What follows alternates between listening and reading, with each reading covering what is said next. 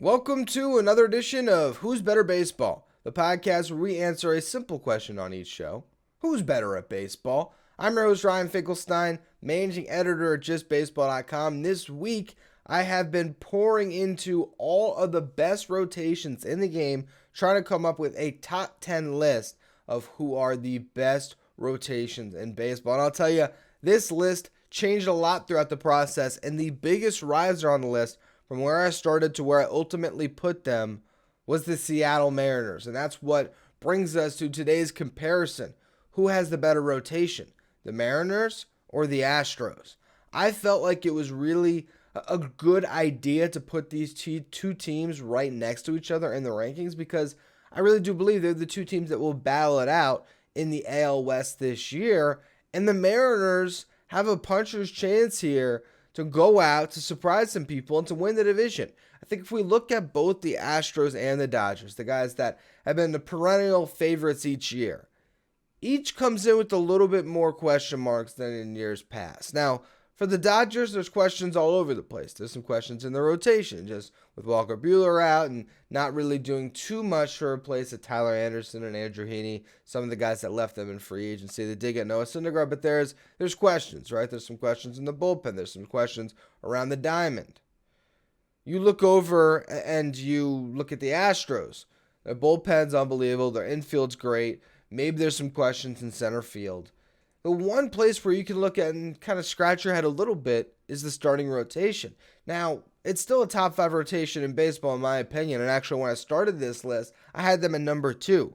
Ultimately, number 2 ended up going to the Atlanta Braves because overall, with Max Fried and Spencer Strider, and then the immense depth they have behind them, they had the front end talent and the depth. And that was the big thing when making this list. It was that combination of front end 1, 2, 3 guys that you could trust going to a playoff series, preferably to have 3 of them, but at least 2, and then how much depth do you have behind them to get through a 162 game season, because these rankings are not the top 10 rotations come October. It's top 10 rotations in baseball. So how do you get through 162? And when I look at the Astros, there is some question.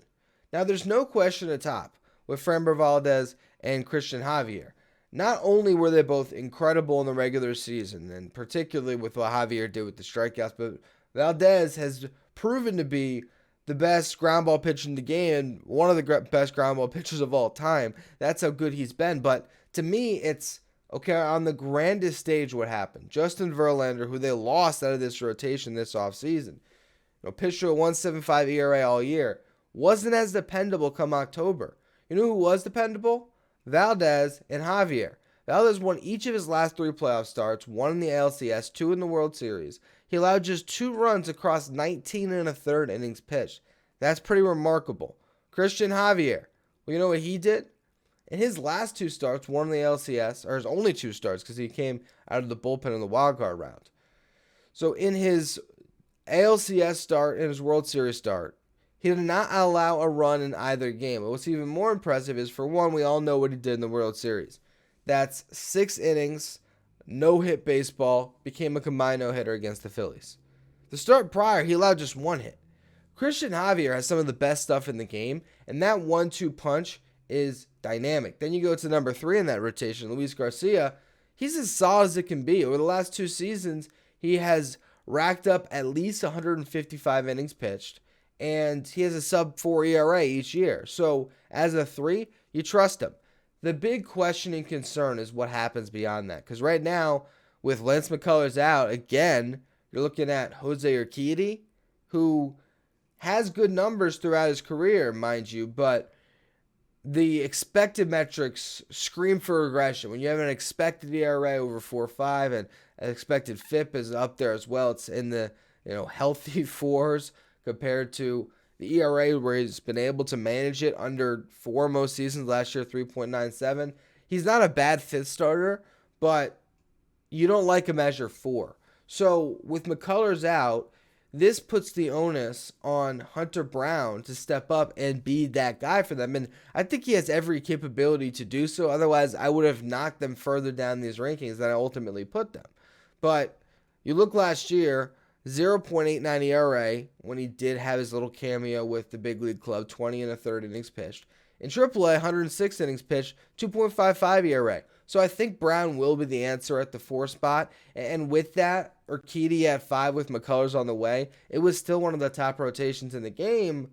But I had the Mariners higher. The Seattle Mariners were number 3 on my list of the top rotations in baseball, which is an incredible jump for them based on even the production they got last year altogether. To be a top 3 rotation isn't necessarily what they were, but I think it's what they can be, because now you have a full year of Luis Castillo. And Castillo gets to go from pitching in a ballpark that's brutal in the Great American Ballpark for the Reds, where you can give up a home run at any time, and he found a way to navigate it and still have good numbers for all of these years. Now he gets to go to Seattle, a little bit more of a pitcher-friendly park for him. He pitched to a 3.17 ERA and 11 starts down the stretch, 77 strikeouts and 65 in the third. But what's incredible then is he starts the first game for the Mariners in the playoffs in over 2 decades, gave him 7 scoreless to beat the Blue Jays. It was pretty good in the next start too against the Astros, though he gave up a couple home runs, 3 runs altogether, but still got them through 7. So Castillo is a guy that I think is proven. I think he's going to be a great ace for them. Is he going to win the Cy Young this year? I don't know about that. Do I like Valdez and Javier maybe a smidge more? Potentially, but I don't think it's that far off. I think these are all guys that are in the back end of the top 20 starters in the game. And then when you move beyond that, the overall depth that the Mariners possess is what tipped the scale for me, because you expand beyond Castillo and you say, all right, well, here's a guy they just extended and gave him a long-term contract that they're trading for him. And they had this other guy that gave a 6-year or 5-year, $115 million deal. Those are the two kind of co-aces of the staff. When you look at Robbie Ray coming off the Cy Young in 2021 before he signed that contract. And I don't think that's the case. I think Robbie Ray might be the 4 on the staff this year. It's a pretty high-priced 4, but when you have Logan, Gilbert, and George Kirby, 2 25-year-old studs who the best might be yet to come, that's where you look at Robbie Ray and say, wow, maybe he is the 4. And if he's the 4, you compare Robbie Ray, who's got a Cy Young under his belt as the 4, to Jose Urquidy and Hunter Brown. That's where the scales tip towards the Mariners. Now, of course, you need Gilbert and Kirby to do what they did last year. And for Gilbert, that was a 3.20 ERA. He led the team in starts and innings pitched, 185 and 2/3.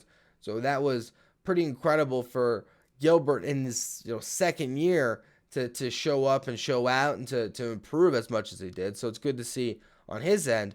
And George Kirby has a chance to be the ace of this staff one day, if not this year. I mean, this was a top prospect who came up last year, pitched to a 3.39 ERA, and what gets me about him is his actual ERA pretty much in line with his expected ERA and his expected FIP. His expected ERA was 3.31, his expected FIP was 3.33, both slightly better than the 3.39 ERA he put up, but that just shows that this isn't a guy that has a 4.27 expected ERA, and we can think that there's a chance he's going to regress greatly.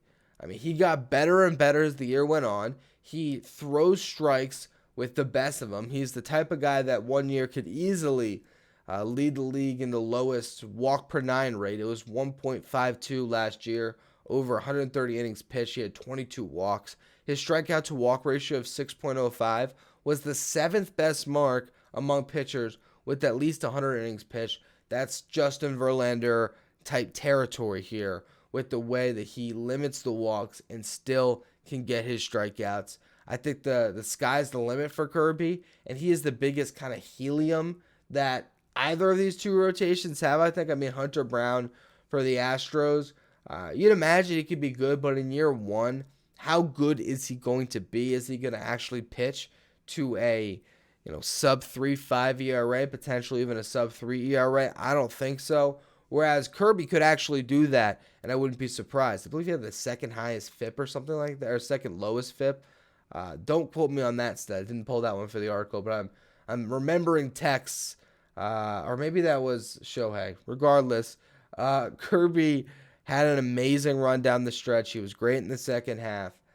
I think he's going to take another step this year. I think he does take that step to be the number 2 behind Castillo ultimately, even though I think Gilbert enters the season in that spot. And that three-headed monster, it might not be quite as good altogether going into the year as a Valdez and a Javier and a Garcia. If you just simply rank them, I don't know, maybe the overall composite ranking for the Astros might give them a slight edge because you just have seen a little more from Valdez and Javier than maybe Castillo and Gilbert. Although, I mean, Javier is kind of new to the game. He's just a guy that struck out the world last year, and his stuff is so nasty that you can dream about his potential. But when we look at the overall depth of these staffs, the Mariners have the edge for me. And to take it a step further, when you get beyond their four, they have two veterans in Marco Gonzalez and Chris Flexen that I trust as a five. I like both Marco Gonzalez and Chris Flexen more than Jose Urquidy.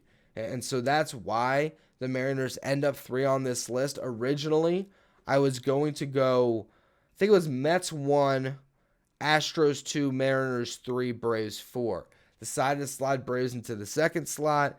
Then it was Astros, Mariners, and originally it was going to be Mariners 4 because it's like, all right, you got to go out and prove that you have the better rotation, and that's how you're going to win this division. If you can prove that, if you can prove that you're the best rotation in the West, then you got a chance here. Because when we look at the lineups, the Astros, they still have the best infield in baseball, per our rankings. Their outfield still has Kyle Tucker in it, Michael Brantley, Chas McCormick in center field giving you great defense. Jordan can go out there and play some left if you want him to. Their outfield's great. Their lineup, when you go 1 through 6 now, and you added Jose Abreu, where if they want to bump Pena down in the order, they can go Altuve to Bregman if they wanted to. They can have Jordan batting third, Abreu batting fourth, Kyle Tucker. I mean, that 1 through 5 is as good as it gets. There's a 6th that I probably just said, and now I'm drawing to blank on it. Pena would be the 6th. To still have the Brantleys you can mix in. And I mean, this is a loaded team. I think the Astros are still the team to beat, of course, in not only the West, but the American League. But if the Mariners step up this year and that rotation goes from 3 to 1, and they're the best rotation in the game, and Castillo is having a career year pitching to a 2.8 ERA and giving them 7 innings on a regular basis, and Gilbert repeats what he did last year. He's sitting at a 3.2, and Kirby takes a step, and he's at a 2.8 as well, and Robbie Ray is a little bit closer to 2021 Robbie Ray than 2022 Robbie Ray. Maybe he's living at a 3.4 instead of a 3.7 with his ERA, and then you have Gonzalez and Flexen each grabbing starts as well to round out the rotation. The Mariners are going to win a lot of games. A lot of games. Got a full year of J-Rod as well, just like they did last year. I got Teoscar Hernandez coming into the fold to help him, give him some protection in the lineup. We'll see what Suarez can bring coming off the year he just had, but I like the Mariners as a sneaky pick this year to take that division, and it all hinges on that starting rotation that is better than the Astros rotation and the third best starting rotation in the game of baseball. Make sure you go to the episode description, read the whole article I wrote. There's a lot of interesting debates in there. Who do you like more? You like the Blue Jays or the Dodgers rotation? Do you like the Brewers or the Astros, the Brewers or the Yankees? That was a fun little debate that we were having in some text chains leading into the publishing of that list. So there's a lot there to look at. Of course, you'll find my Mets atop the list. No surprise there. But the more you go down, I think you'll understand why we rank these rotations as we did. It's the best combination of the top-end talent, headlining your rotation, the 1 and 2 spots, and even the 3. And then it's who's got the depth through 6th that makes you feel confident that they're not going to have some guy going out there and getting rocked every 5th day. If there's an injury, that'll really drag the rotation down, drag the overall ERA and production of those rotations down. It's depth, it's upper end talent, and when it comes to the Mariners and the Astros, I think they both have the incredible upper end talent up top that allowed them to rank in the top 5. The Mariners, they just got a little more depth here, and that put them ahead of the Houston Astros.